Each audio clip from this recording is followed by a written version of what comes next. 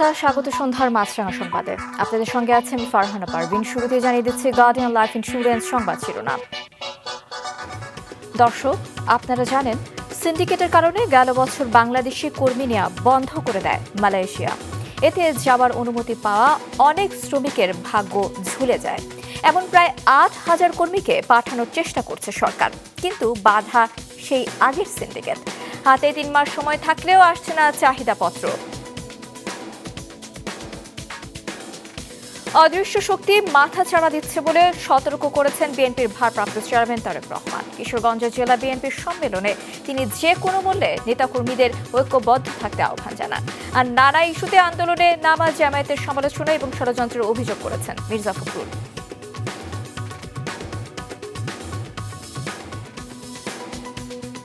যাতায়াতের ব্যবস্থা না থাকায় দেশের অনেক জায়গাতেই ঝুঁকি নিয়ে রেল সেতু দিয়ে চলাচল করে মানুষ। পাবনার ভাঙ্গুড়া উপজেলার ২০টি গ্রামেও চলছে একই সংকট। নদী পারাপারে কোনো খেয়া নৌকা কিংবা সেতু না থাকায় এই পরিস্থিতি। মাঝে মাঝে দুর্ঘটনার শিকার হচ্ছে গ্রামবাসী। সেতুটি পরিচিত হয়ে উঠছে মৃত্যু ফাঁদ হিসেবে। শুনছিলেন শিরোনাম, এবার বিস্তারিত। আগের চেয়ে দ্বিগুণ খরচ নির্ধারণ করেও মালয়েশিয়ায় যেতে না পারা প্রায় ৮,০০০ কর্মীকে পাঠানোর বিষয়ে অনিশ্চয়তা কাটেনি। মাত্র ৩ মাস সময় বাকি থাকলেও এখনও তাদের জন্য চাহিদাপত্র পায়নি সরকারি প্রতিষ্ঠান বোয়েসেল। সংশ্লিষ্টদের অভিযোগ, পদে পদে বাধা তৈরি করছে পুরনো সিন্ডিকেট চক্র। মাশরুক রাহাতের রিপোর্ট। প্রতিবারে মন্ত্রণালয়ে আসে, ওনারা খালি আমাদের আশ্বাস ছাড়া কিচ্ছু দিতেছে না। এখন আমাদের দাবি একটাই, আমরা মালয়েশিয়া যেতে চাই। আর কোনো টাল বাহানা আমরা মানব না। এমন প্রায় ৮,০০০ কর্মীর একটি তালিকা চূড়ান্ত করেছে প্রবাসী কল্যাণ মন্ত্রণালয়, যারা ৪ থেকে ৬ লাখ টাকা পর্যন্ত খরচ করেছেন। তারপরও গেল বছরের মেতে মালয়েশিয়ার শ্রমবাজার বন্ধ হওয়ার আগে কিছু রিক্রুটিং এজেন্সির কারণে যেতে পারেননি। মালয়েশিয়ার সঙ্গে কয়েক দফা আলোচনার পর এদেরকে সরকারি প্রতিষ্ঠান বোয়েসেলের মাধ্যমে ডিসেম্বরের মধ্যে পাঠানোর উদ্যোগ নেওয়া হয়েছে। তবে অনিশ্চয়তা কাটেনি, কারণ এখনও আসেনি চাহিদাপত্র। দুটি সেক্টরে আসলে যাবে বলে আমরা আশা করছি। একটা হচ্ছে কনস্ট্রাকশন সেক্টর, একটা ট্যুরিজম সেক্টর। এখন পর্যন্ত আমরা কনস্ট্রাকশন সেক্টরের সাথে যা যোগাযোগ করে আমরা পেয়েছি, তাতে আমরা আশাবাদী ইনশাল্লাহ যে আমরা অন্ততপক্ষে এই সেক্টরে কিছু মানুষকে আমরা পাঠাইতে পারবো। প্রায় ২৫০০ মতো মানুষ দরখাস্ত করেছে। এই বছর যদি তারা ডিমান্ড না পাঠায়, এই বছর যদি পাঠাতে না পারি, তাহলে তো আমাদের পরের বছরের জন্য আর তো কোনো সুযোগই থাকবে না। ৩১শে ডিসেম্বর এই বর্তমান বছরেই এটা টাইম শেষ হয়ে যাবে। নতুন করে ওইসব কর্মীকে পাঠাতে ১,৬২,০০০ টাকা খরচ নির্ধারণ করেছে বোয়েসেল, যা সরকারের আগে নির্ধারিত খরচের দ্বিগুণ। ৭৮,০০০ টাকা ছিল, তখন আপনার হচ্ছে দুটো জিনিস ছিল না। একটা হচ্ছে যে বিমান ভাড়া ছিল না, একটা হচ্ছে ২২,৫০০ টাকার একটা কম্পালসারি ট্রেনিং ছিল না। এই টাকাগুলো এর সঙ্গে যুক্ত হয়েছে, আর পরিবর্তিত অবস্থাতে কিছু কিছু জায়গায় তো টাকা বাড়ছে। সংশ্লিষ্টদের দাবি, সিন্ডিকেটের অপতৎপরতার কারণে মালয়েশিয়া শ্রমবাজারে পাঠানো যাচ্ছে না কর্মীদের, খুলছে না শ্রমবাজারটিও। সিন্ডিকেটেই নাড়িগুড়ি করতেছে, যার জন্য বয়সেলও কার্যকরী পদক্ষেপ নিতে পারতেছে না। যতক্ষণ পর্যন্ত আইনের আওতায় না আনা হয়, তাদের সম্পত্তি বাজেয়াপ্ত না করা হয়, তাহলে সিন্ডিকেট বন্ধ হবে না। মালয়েশিয়ার বাজারও স্বস্তিতে আসবে না। উদাহরণ সৃষ্টি করতে হবে, যেন কেউ ভবিষ্যতে আর মাথা চারা দিয়ে আর সিন্ডিকেট করার সাহস না পায়। এদিকে মালয়েশিয়ায় কর্মী পাঠানোর ক্ষেত্রে কর্মীদের কাছ থেকে অতিরিক্ত অর্থ আদায়ের অভিযোগে ১৩টি রিক্রুটিং এজেন্সির মালিক পক্ষের বিরুদ্ধে মামলা করেছে দুর্নীতি দমন কমিশন। মাশরুক রাহাত, মাছরাঙা সংবাদ, ঢাকা। যে কোনো মূল্যে দলের সিদ্ধান্তের পাশে থাকতে নেতাকর্মীদের প্রতি আহ্বান জানিয়েছেন বিএনপির ভারপ্রাপ্ত চেয়ারম্যান তারেক রহমান। কিশোরগঞ্জে দলীয় এক আয়োজনে তিনি বলেছেন, বিএনপির নাম ব্যবহার করে কেউ যেন ব্যক্তির স্বার্থ হাসিল করতে না পারে সে বিষয়ে সচেতন থাকতে। কিশোরগঞ্জের রিপোর্টার বিজয় রায় খোকাকে সঙ্গে নিয়ে আরো জানাচ্ছেন হাসনাইন তানভীর, ছবি তুলেছেন আশরাফুল হক। প্রায় ১ দশক পর অনুষ্ঠিত হচ্ছে কিশোরগঞ্জ জেলা বিএনপির ত্রিবার্ষিক সম্মেলন। একে কেন্দ্র করে নেতাকর্মীদের মাঝে ছিল উৎসাহ উদ্দীপনা। সকাল থেকে সম্মেলনস্থল পুরাতন স্টেডিয়ামে জড়ো হতে থাকেন তারা। দুপুর 12:30টার দিকে বিএনপি মহাসচিব মির্জা ফখরুল ইসলাম আলমগীর জাতীয় ও দলীয় পতাকা উত্তোলনের মধ্য দিয়ে শুরু করেন প্রথম অধিবেশন। বক্তব্যে বলেন, ৭১-এ ভিন্ন অবস্থানে থাকা, এমনকি সম্প্রতি জন্ম নেয়া দলও বিএনপিকে নিয়ে কথা বলছে। অতীতে বিএনপিকে ভেঙে ফেলার ষড়যন্ত্র সফল হয়নি, বরং ষড়যন্ত্রকারীরাই পালিয়েছে। বিএনপি ৪৭ বছর যা কিছু ভালো তা সব কিছু দিয়েছে এই বিএনপি বাংলাদেশকে। সম্মেলনে দ্বিতীয় দফা দেয়া বক্তব্যে দলের মহাসচিব অভিযোগ করেন বিএনপিকে ইসলাম বিরোধী হিসেবে অপপ্রচার চালানো হচ্ছে। পিআর সহ নানা দাবিতে আন্দোলনে নামা জামায়াতে ইসলামীর সমালোচনা করেন তিনি। এই দেশ যেন স্বাধীন না হয় তার জন্য আপনারা কাজ করেছেন, হত্যা করেছেন, গণহত্যার সঙ্গে অংশ নিয়েছেন। কিছু মনে করবেন না, আপনারা এই আওয়ামী লীগের সঙ্গে আতাত করেছিলেন 1996 সালে বিএনপিকে ক্ষমতা থেকে সরানোর জন্য।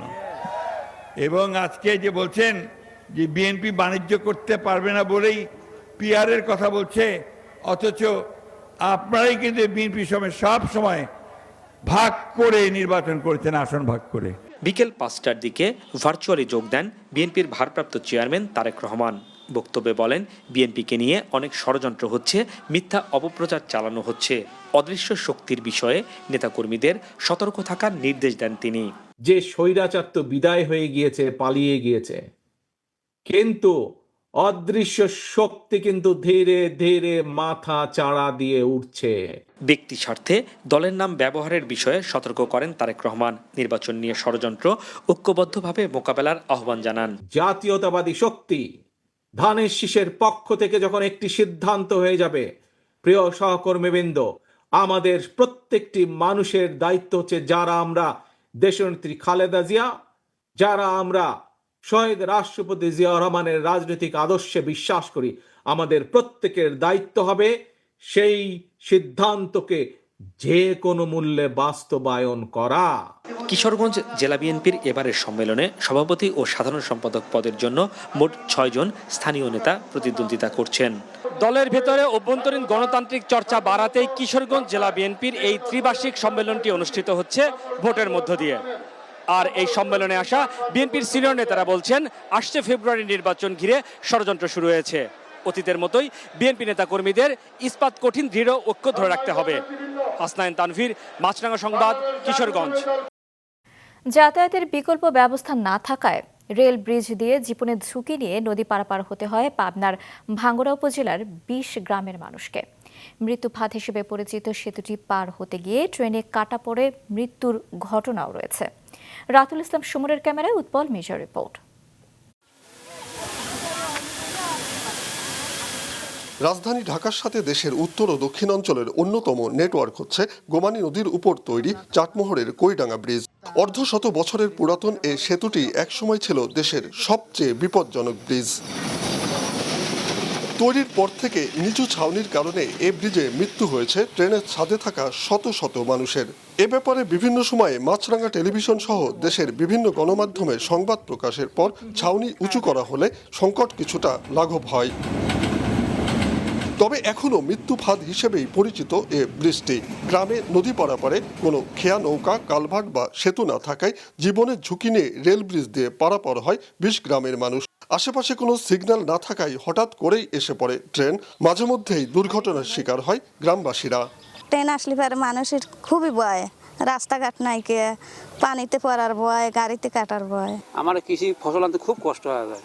সেই ভাঙুরের নিম্নে 4 মাইল দূরে ঘুরিয়ে আসা লাগে, আর না হলে এই ব্রিজ পার দেখা লাগে। কত সময় এই রেলের ঝুঁকিপূর্ণের জন্য নাবা লাগে, কেউ অ্যাক্সিডেন্টও করে। জানি যে জীবনের ঝুঁকি আছে, তবুও সালপাল নিয়ে যেতে হয়, কারণ রাস্তা নৌকা নাই, কিছু নাই। গ্রামবাসীরা জানান, সেতু পার হতে গিয়ে ট্রেনে কাটা পড়ে মৃত্যু হয়েছে অনেক মানুষের। অনেকেই বয়ে বেড়াচ্ছেন পঙ্গুত্বের বোঝা। আমরা গাড়ি আসলে আমরা বেরিয়ে যে কোনো এক জায়গায় লাভ দেই, না হলে কাটিয়ে পড়ে। এই ব্রিজ পার হতে জানেন অনেক অনেক মানুষ মারা গেছে, গাদি মানুষ মারা গেছে।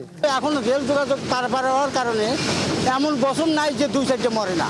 ব্রিজের ওপারে আছে একটি স্কুল। চরম ঝুঁকি নিয়ে প্রতিদিন রেল ব্রিজ পার হয় শিক্ষার্থীরা। ট্রেন এসে পড়লে অনেকেই নদীতে লাফিয়ে পড়ে প্রাণ রক্ষা করে। বাচ্চাদের যখন আমরা স্কুলে পাঠাই, সব সময় দুশ্চিন্তা হয়, আর অহরহ ট্রেনের অ্যাক্সিডেন্ট হয়। সব সময় 1 ঘন্টা আধা ঘন্টা পর পর ট্রেন যায়। ওপার যেতে আমাদের ভয় লাগে, যখন ট্রেন আসে সেখন নদীতে ঝাঁপ দেওয়া ছাড়া কোনো উপায় নেই। বরাদ্দ পেলে এখানে একটি রাস্তা সহ ব্রিজ নির্মাণের আশ্বাস দেন সড়ক ও জনপথ বিভাগ। কৈডাঙ্গা নামক স্থানে গোমতী নদীর ওই পারে কয়েকটি গ্রাম রয়েছে এবং প্রাইমারি স্কুল থাকায় সেখানে প্রতিদিন গ্রামবাসী সহ স্কুলের ছাত্রছাত্রীরা ওই নদীর ওপর ব্রিজ না থাকায় রেল ব্রিজের ওপর দিয়ে পার হয়। ফলে মাঝে মাঝে দুর্ঘটনা ঘটে। তো দুর্ঘটনা রোধে আমাদের সেখানে একটা ব্রিজ নির্মাণের পরিকল্পনা রয়েছে। নদীর উপর দ্রুত ব্রিজ নির্মাণের দাবি গ্রামবাসীদের। উৎপল মির্জা, মাছরাঙা সংবাদ, পাবনা। আগামী 25শে সেপ্টেম্বর অনুষ্ঠিত হবে রাজশাহী বিশ্ববিদ্যালয় কেন্দ্রীয় ছাত্র সংসদ রাকসু নির্বাচন। শেষ সময়ে প্রচার প্রচারণায় ব্যস্ত সময় কাটাচ্ছেন প্রার্থীরা। এদিকে সকালে বিশ্ববিদ্যালয়ের বুদ্ধিজীবী চত্বরের সামনে 24 দফা নির্বাচনী ইশতেহার ঘোষণা করেছে শিবির সমর্থিত প্যানেল। এদিকে চট্টগ্রাম বিশ্ববিদ্যালয় কেন্দ্রীয় ছাত্র সংসদ চাকসু নির্বাচনে বিভিন্ন পদে মনোনয়নপত্র জমা দিয়েছেন 429 প্রার্থী। ভিপি, জিএস এবং এজিএস পদে মনোনয়নপত্র জমা দিয়েছেন 69 জন। কাল যাচাই বাছাইয়ের পর 22 সেপ্টেম্বর প্রার্থীদের প্রাথমিক তালিকা প্রকাশ করবে নির্বাচন কমিশন। ভোট হবে 12 অক্টোবর। রাজশাহী বিশ্ববিদ্যালয়ে শিক্ষক কর্মকর্তা কর্মচারীদের সন্তানদের জন্য পোষ্য কোটা পুনর্বহালের সিদ্ধান্তের প্রতিবাদে প্রশাসনিক ভবনের সামনে আমরণ অনশন করছেন শিক্ষার্থীদের একাংশ। এ ঘটনার জের ধরে আন্দোলনরত শিক্ষার্থীরা আজ শিক্ষকদের সঙ্গে বিশ্ববিদ্যালয়ের জুবেরি ভবনে আলোচনা করার সময় শিক্ষক কর্মকর্তা কর্মচারীদের সঙ্গে ধস্তাধস্তি এবং ধাওয়া পাল্টা ধাওয়ার ঘটনা ঘটে। এ ঘটনার পর আন্দোলনরত এবং সাধারণ শিক্ষার্থীরা জুবেরি ভবন ঘেরাও করে রেখেছে। পোষ্য কোটা বাতিলের দাবিতে গতকাল বিকেল থেকে কাফনের কাপড় জড়িয়ে অনশন করছেন শিক্ষার্থীদের একাংশ। কাউকে নির্বাচন বানচালের স্বপ্ন পূরণ করতে দেওয়া হবে না বলে জানিয়েছেন হেফাজতে ইসলামের নেতা মাওলানা জুনায়েদ আল হাবিব। দুপুরে রাজধানীর জাতীয় জাদুঘরে হেফাজতের নেতৃত্ব নিয়ে শায়খুল হাদিস পরিষদের এক সম্মেলনে কথা বলেন তিনি। আয়োজনে বিএনপি নেতা সালাউদ্দিন আহমেদ, এনসিপির সদস্য সচিব আক্তার আহমেদ এবং বিভিন্ন ইসলামী দলের নেতারা অংশ নেন। এতে খেলাফত মজলিসের মহাসচিব ইসলামের পক্ষে শক্তিকে ঐক্যবদ্ধ থাকার আহ্বান জানান। গণ অধিকার পরিষদের সাধারণ সম্পাদক রাশিদ খান দাবি করেন, ইসলামের বিপক্ষে গিয়ে কেউ রাজনীতি করতে পারবে না। মসজিদ, মন্দির, মাজার, আখড়া এবং প্রান্তিক জনগোষ্ঠীর সুরক্ষায় সম্প্রীতির ডাক দিল নাগরিক প্ল্যাটফর্ম সম্প্রীতি যাত্রা উদ্যোগ। সকালে ঢাকা রিপোর্টার্স ইউনিটিতে সংবাদ সম্মেলনে নাগরিক প্ল্যাটফর্মটির পক্ষ থেকে আসন্ন দুর্গাপূজায় সহিংসতা এবং মাজার, দরগা, বাউল কাওয়ালি আসরে হামলা বন্ধে সবাইকে সতর্ক থাকার আহ্বান জানানো হয়। সংবাদ সম্মেলনে 29টি ঝুঁকিপূর্ণ এলাকার ম্যাপসহ দেশে সাম্প্রদায়িক সহিংসতার উপর একটি গবেষণা প্রতিবেদন উপস্থাপন করা হয়। আমরা সম্প্রীতি যাত্রা নামে একটি কর্মসূচি সূচনা করছি, যেন সারা দেশের সম্প্রীতির বার্তা ছড়িয়ে দেওয়া যায়। সাম্প্রদায়িক উস্কানি ও বিভ্রান্তি রুখে দিতে আমরা যুক্ত করেছি ফ্যাক্ট চেকিং টিম। এছাড়াও আমরা যুক্ত করেছি ঝুঁকিপূর্ণ জেলাসমূহের স্থানীয় নাগরিক সমাজের সংগঠন, মাইনরিটি সংগঠন, সুফি ও মাজার ভিত্তিক সংগঠন, বাউল ও ফকির সম্প্রদায়, আদিবাসী সংগঠন, নারী সংগঠন, সাংস্কৃতিক সংগঠন, পেশাজীবী সংগঠন এবং রাজনৈতিক দলগুলোর প্রগতিশীল অংশ।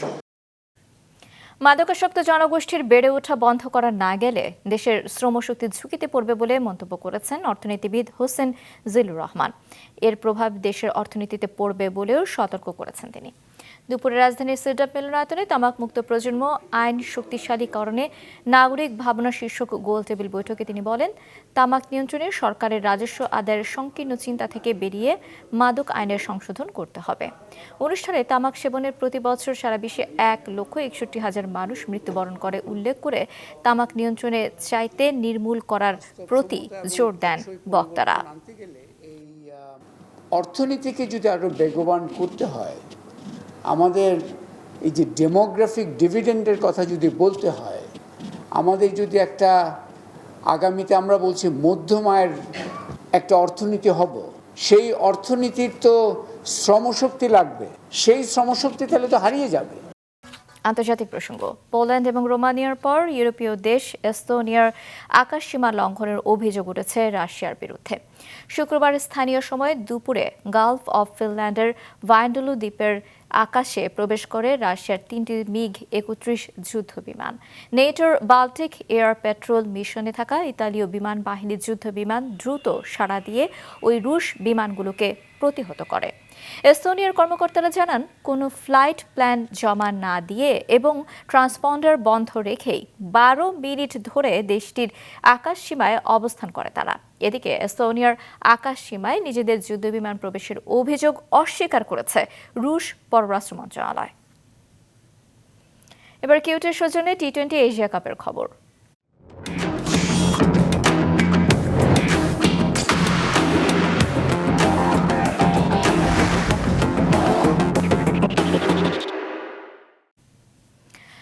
সুপার 4-এর লড়াই শুরু হচ্ছে আজ এশিয়া কাপে। প্রথম ম্যাচে দুবাইয়ে রাত 8:30টায় খেলবে বাংলাদেশ এবং শ্রীলঙ্কা। এই ম্যাচ ছাড়া ভারত এবং পাকিস্তানের রবিবারের ম্যাচ নিয়ে আরও বিস্তারিত কিছুক্ষণ আগে সংযুক্ত আরব আমিরাতের দুবাই থেকে জানিয়েছেন স্টাফ রিপোর্টার অনিক জাবের।